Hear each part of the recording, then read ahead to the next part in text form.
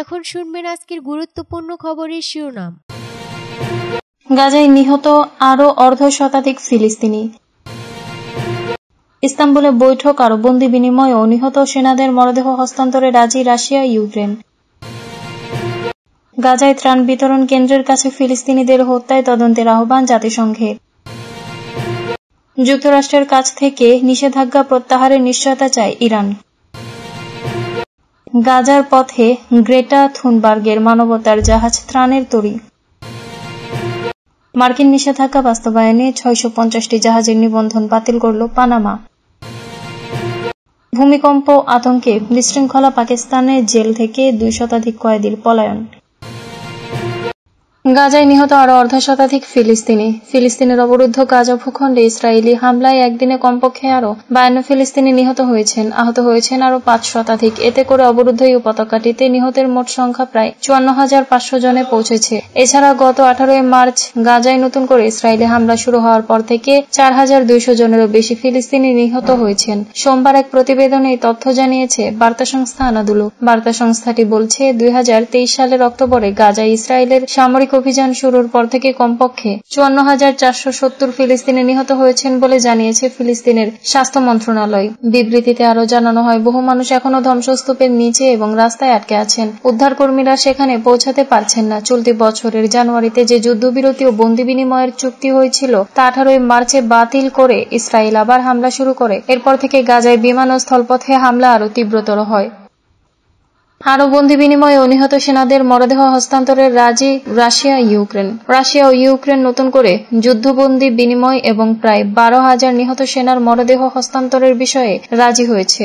গতকাল সোমবার তুরস্কের ইস্তাম্বুলে অনুষ্ঠিত শান্তি আলোচনায় এই সিদ্ধান্ত হয়। 2022 সালের মার্চের পর মাত্র দ্বিতীয় দফায় দুই দেশের প্রতিনিধিদের মধ্যে এই বৈঠক 1 ঘণ্টার মতো স্থায়ী হয়। তুরস্কের president Recep Tayyip Erdogan Russia ও ইউক্রেনের প্রতিনিধিদের এই বৈঠকের প্রশংসা করেছেন। ভবিষ্যতে তুরস্কের যুক্তরাষ্ট্রের প্রেসিডেন্ট ডোনাল্ড ট্রাম্পের উপস্থিতিতে রাশিয়া প্রেসিডেন্ট ভ্লাদিমির পুতিন ও ইউক্রেনের প্রেসিডেন্ট ভলোদিমির জেলেনস্কিকে এক মঞ্চে আনার আশা প্রকাশ করেছেন তিনি। তবে সোমবারের এই আলোচনায় যুদ্ধবিরতির প্রস্তাবের বিষয়ে কোনো অগ্রগতি হয়নি। ইউক্রেন ও এর পশ্চিমা মিত্ররা যুদ্ধবিরতির এই প্রস্তাব মেনে নিতে রাশিয়ার প্রতি আহ্বান জানিয়েছে। তবে মস্কো বলেছে, তারা যুদ্ধে স্বল্পমেয়াদী বিরতি নয়, দীর্ঘমেয়াদী সমাধান চায়। গাজায় ত্রাণ বিতরণ কেন্দ্রের কাছে ফিলিস্তিনিদের হত্যায় তদন্তের আহ্বান জাতিসংঘের। ফিলিস্তিনের অবরুদ্ধ গাজায় ত্রাণ বিতরণ কেন্দ্রের কাছে ফিলিস্তিনিদের হত্যার ঘটনায় স্বাধীনভাবে তদন্তের আহ্বান জানিয়েছেন জাতিসংঘের মহাসচিব অ্যান্টোনিও গুতেরেস। সোমবার এক বিবৃতিতে জাতিসংঘের মহাসচিব গুতেরেস বলেছেন, রবিবার গাজায় সাহায্য চাইতে গিয়ে ফিলিস্তিনিদের নিহত আহত হওয়ার খবরে আমি মর্মাহত। আমি এ ঘটনার তাৎক্ষণিক ও স্বাধীন তদন্তের আহ্বান জানাচ্ছি এবং দোষীদের জবাবদিহি করার আহ্বান জানাচ্ছি। এর আগে গাজায় ত্রাণ সহায়তা নিতে গিয়ে ক্ষুধার্ত ও অনাহারী ফিলিস্তিনিদের উপর ইসরায়েলের এলোপাতাড়ি গুলির ঘটনায় প্রায় 50 জন নিহত হয়েছেন। এ ঘটনায় আহত হয়েছেন আরও কমপক্ষে 200 জন। যুক্তরাষ্ট্রের কাছ থেকে নিষেধাজ্ঞা প্রত্যাহারের নিশ্চয়তা চায় ইরান। পারমাণবিক কর্মসূচি নিয়ে ইরান ও যুক্তরাষ্ট্র নতুন চুক্তিতে পৌঁছানোর পর তেহরানের উপর থেকে কিভাবে নিষেধাজ্ঞা প্রত্যাহার করা হবে ওয়াশিংটনকে তা স্পষ্ট করতে বলা হয়েছে।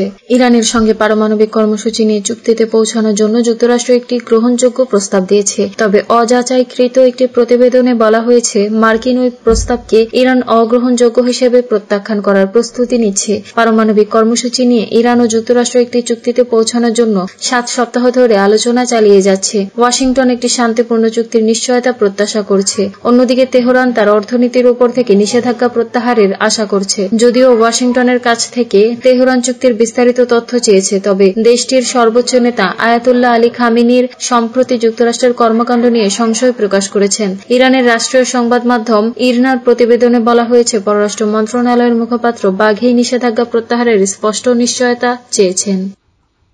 গাজার পথে গ্রেটা থুনবার্গের মানবতার জাহাজ ত্রাণের তরী। ইসরায়েলি আগ্রাসনের ভয়াল ছায়ায় কাটছে ফিলিস্তিনিদের প্রতিটি মুহূর্ত। 20 মাসের বেশি সময় ধরে অবরুদ্ধ গাজা যেন মৃত্যুপুরী। কখনো বোমায়, কখনো গুলিতে, আবার কখনো ত্রাণ সংগ্রহ করতে গিয়ে প্রাণ হারাচ্ছেন নিরীহ মানুষ। আন্তর্জাতিক অঙ্গন থেকে ইসরায়েল বিরোধী প্রতিবাদ ক্রমেই জোরদার হচ্ছে। বাড়ছে দখলদার বাহিনীর উপর কূটনৈতিক চাপ। ঠিক এমন এক সংকটময় সময়ে মানবতার বার্তা নিয়ে ঈদুল আজহার আগেই গাজার উদ্দেশ্যে যাত্রা করল ত্রাণের তরী। এই মিশনের নেতৃত্ব দিচ্ছেন সুইডিশ ব্রিটিশ পরিবেশ আন্দোলনের কণ্ঠস্বর গ্রেটা থুনবার্গ। সংগঠনটি জানিয়েছে, গাজা উপকূলে পৌঁছানো ও সেখানে জরুরি ত্রাণ পৌঁছানোর পাশাপাশি বর্তমান মানবিক বিপর্যয় নিয়ে বৈশ্বিক জনসচেতনতা তৈরি এই মিশনের মূল লক্ষ্য। রওনার আগে এক সংবাদ সম্মেলনে আবেগে ভেঙে পড়েন গ্রেটা থুনবার্গ। কান্না ভেজা কণ্ঠে বলেন, আমরা এটা করছি কারণ যত বিপদের মধ্যেই থাকি না কেন আমাদের চেষ্টার অন্ত নেই। আমরা থেমে গেলে মানবতা থেমে যাবে। এই মিশন যতই বিপজ্জনক হোক না কেন আমরা থামব না। মার্কিন নিষেধাজ্ঞা বাস্তবায়নে 650টি জাহাজের নিবন্ধন বাতিল করল পানামা। মার্কিন নিষেধাজ্ঞা যথাযথভাবে বাস্তবায়নে পানামা ম্যারিটাইম কর্তৃপক্ষ 2019 সাল থেকে 650টিরও বেশি জাহাজের নিবন্ধন বাতিল করেছে। এছাড়া এসব জাহাজে পতাকা বহন করার ক্ষেত্রে কঠোর নীতি আরোপ করা হয়েছে। সোমবার এ তথ্য জানানো হয়েছে খবর রয়টার্স। কর্তৃপক্ষ আরও জানিয়েছে, গত বছর থেকে নিষেধাজ্ঞা কার্যক্রমে সহায়তা করার জন্য প্রায় 214টি জাহাজ পানামা নিবন্ধন থেকে প্রত্যাহার করা হয়েছে। পানামার কাছে 8,500টিরও বেশি জাহাজের নিবন্ধন রয়েছে। নিবন্ধন কার্যক্রম থেকে বাদ দেয়ায় এসব জাহাজ আর পানামার পতাকা নিয়ে চলাচল করতে পারবে না। যুক্তরাষ্ট্র ভিত্তিক আইনি পরামর্শমূলক বেসরকারি সংস্থা ইউনাইটেড এগেইনস্ট নিউক্লিয়ার ইরানের সমালোচনা করে প্রতিবাদ জানিয়েছে পানামা। সংস্থাটি গত সপ্তাহে অভিযোগ করে নিষেধাজ্ঞা অমান্যকারীদের বিরুদ্ধে পানামা যথাযথ কোনো পদক্ষেপ গ্রহণ করেনি। এজন্য সংস্থাটি পানামার কাছে অনুরোধ জানায় দ্রুত সময়ের মধ্যে যেন তারা ইরানের অবৈধ তেল বাণিজ্য সুবিধা বন্ধ করে এবং ইরানের তেল বহনকারী সমস্ত ট্যাঙ্কার থেকে পতাকা সরিয়ে ফেলে। ইউএনআই এর মতে পানামার পতাকাবাহী জাহাজের মধ্যে অন্তত একটি জাহাজ ইরানের তেল পরিবহন করে। সংস্থাটি আরও জানায়, এটি শুধু পানামার নিবন্ধন ব্যর্থতা নয়, এটি সরাসরি বৈশ্বিক নিষেধাজ্ঞা মেনে চলা এবং আঞ্চলিক ও মার্কিন যুক্তরাষ্ট্রের নিরাপত্তার জন্য হুমকি। ভূমিকম্প আতঙ্কে বিশৃঙ্খলা পাকিস্তানের জেল থেকে 2 শতাধিক কয়েদির পলায়ন। পাকিস্তানের করাচিতে একাধিক ভূমিকম্পের মধ্যে আতঙ্কে বিশৃঙ্খলার সুযোগ নিয়ে মালির কারাগার থেকে অন্তত 216 জন বন্দী পালিয়ে গেছে। মঙ্গলবার সকালে তথ্য নিশ্চিত করেছে কারা কর্তৃপক্ষ। খবর সামা টিভির। জেল সুপারিনটেন্ডেন্ট আরশাদ শাহ জানান, সোমবার রাতে ভূমিকম্পের সময় নিরাপত্তাজনিত সতর্কতার কারণে 4 ও 5 নম্বর সার্কেলের বন্দীদের ব্যারাক থেকে বের করে আনা হচ্ছিল। এ সময় কারাগারের দেয়াল ভেঙে বিশৃঙ্খলা সৃষ্টি হয়। তখন বাইরে থাকা প্রায় 600 বন্দীর মধ্যে 216 জন পালিয়ে যায়। তিনি আরও জানান, এখন পর্যন্ত 80 জনেরও বেশি পলাতক বন্দীকে পুনরায় আটক করা সম্ভব হয়েছে। এখনও 135 জনের বেশি পলাতক রয়েছে এবং তাদের ধরতে অভিযান অব্যাহত আছে। প্রাথমিকভাবে কারাগারের দেয়াল ধসে পড়ার কারণেই পালানোর ঘটনা ঘটেছে বলে ধারণা করা হলেও পরে নিশ্চিত হওয়া গেছে যে মূলত মূল ফটক দিয়ে পালিয়েছিল বন্দীরা। তিনি আরও জানান, ঘটনার পেছনে কারা কর্তৃপক্ষের গাফিলতি থাকতে পারে। এজন্য পুলিশ সহ বিভিন্ন সংস্থার প্রতিনিধিদের সমন্বয়ে একটি তদন্ত কমিটি গঠন করা হয়েছে।